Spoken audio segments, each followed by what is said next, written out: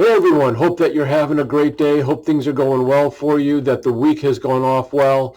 We are moving through the book of Acts. We are in chapter 15. We're coming to the very end of 15, and I want to share the final verses of chapter 15. There's a disagreement between Paul and Barnabas, and they separate, and so let me share that story with you.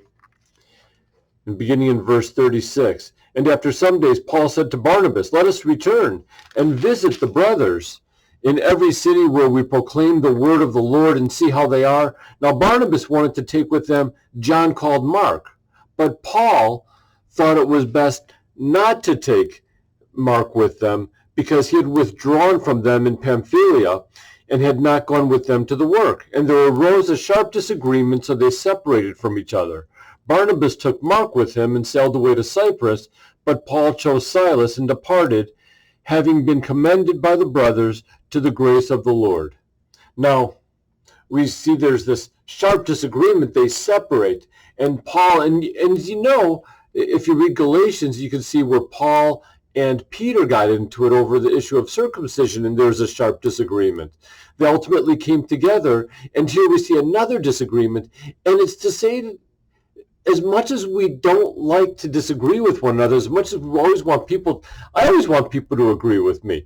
It's common sense, it's nature. But it's okay when someone doesn't. And here Paul and Barnabas have a disagreement, and ultimately it was for the good of the church. Number one, they weren't seeing eye to eye, so why keep working together? Number two, now we had two missionary teams going out. So twice the work was getting done. Paul took Silas with him, who was then learning from Paul. Barnabas took Mark with him, and Barnabas, if you remember, Barnabas is the one who brought Paul on. He's the one who vouched for him when everyone was afraid of him. Barnabas means son of encouragement.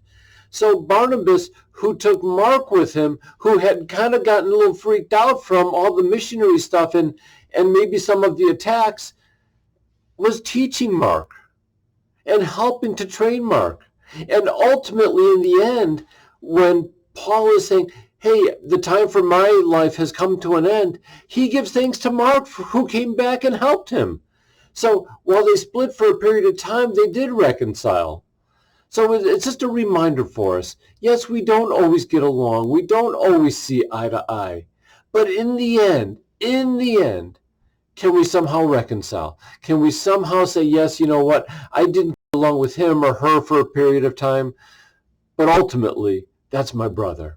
That's my sister in Christ. And that is the bottom line unifying factor for us. Can you hold on to that? Maybe there's someone who you need to reconcile with. Maybe there's some issue you need to deal with. Can you deal with it? And ultimately, bring glory and honor to God. Have a great day, and God bless you. Bye.